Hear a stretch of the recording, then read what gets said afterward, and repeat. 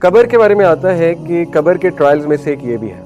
کہ ایک شخص کو سورج دکھایا جائے گا ڈھلتا ہوا قبر میں، اور جو مومن ہے وہ فرشتوں سے کہے گا منکر نکیر سے کہ رک جاؤ، مجھے عصر کی نماز پڑھنے دو کیونکہ سورج غروب ہو رہا ہے۔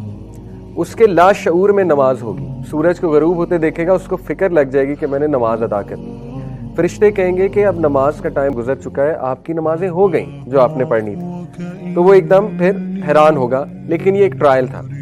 جو اللہ معاف کرے پڑھتا نہیں ہے اس کو تو احساس بھی نہیں ہوگا نا یہ دیکھ کے، یہ فکر وہی کرے گا جو دنیا میں پڑھ رہا تھا، جس کو فکر ہے کہ میری نماز گزری ہے، میری نماز گزری، وہ پھر قبر میں بھی فکر کرے گا سورج کو غروب ہوتے دیکھا، ٹھیک ہے۔ اسی طرح یہ حدیث اب عصر کی نماز کتنی ضروری ہے۔ اب یہ ایسی حدیث میں آپ کو اس لیے سنا رہا ہوں تزکیے کے لیے، کچھ لوگ ڈی موٹیویٹ بھی ہو جاتے ہیں ایسی حدیث سے، کہتے ہیں کہ دیکھیں جی ہمیں تو پہلے ہی بڑی مشکل ہو رہی نماز پڑھنے میں، آپ ایسی حدیث سنائیں گے تو وہ موٹیویشن رہی صحیح بھی جائے گی۔ دیکھیں ہم سچ بتا رہے ہیں، جو نبی صلی اللہ علیہ وسلم نے بتا دیا وہ ہمیں بتانا چاہیے۔ تو سچ تو یہ ہے کہ اللہ کے نبی صلی اللہ علیہ وسلم نے فرمایا کہ جو کوئی بھی عصر کی نماز جان بوجھ کے چھوڑتا ہے اس کے تمام اعمال نل اور وائڈ ہو جاتے ہیں، اس کے تمام اعمال اللہ نل اور وائڈ کر دیتے ہیں، یعنی اتنا بڑا گناہ ہے عصر کی نماز چھوڑنا، ٹھیک ہے۔ ایک اور حدیث میں آتا ہے جس نے عصر کی نماز چھوڑی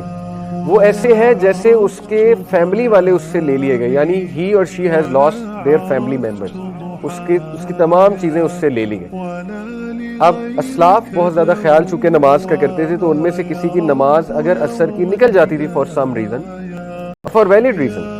تو وہ ایک دوسرے سے افسوس کرنے آ جاتے تھے۔ پائس پریڈیسیسرز کی بات، افسوس کرنے والی بات ہے، ٹھیک ہے، اگر عصر نکل جائے تو یہ ہمارے لیے موٹیویشن ہے کہ عصر کی نماز کی خاص حفاظت ہے۔ اور یہ قرآن میں اللہ تعالیٰ نے کہا کہ صلاۃ الوسطیٰ کی خاص حفاظت کرو، بیچ کی وسط بیچ کو کہتے ہیں نا، بیچ کی نماز عصر کی نماز، عصر کی نماز کی خاص حفاظت کرو۔ تو عصر کی نماز کے بارے میں یہ بھی آتا ہے کہ منافقین کی جو عصر کی نماز ہے وہ ہے جب بالکل سورج غروب ہونے والا ہوتا ہے اور وہ ایک دم سے اٹھتے ہیں، اور اٹھ کر جو ہے نا وہ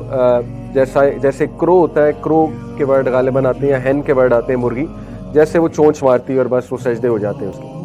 اللہ معاف کرے، دیکھیں یہ احادیث ضروری ہیں ہمارے تزکیے کے لیے، تاکہ ہم اپنا محاسبہ کریں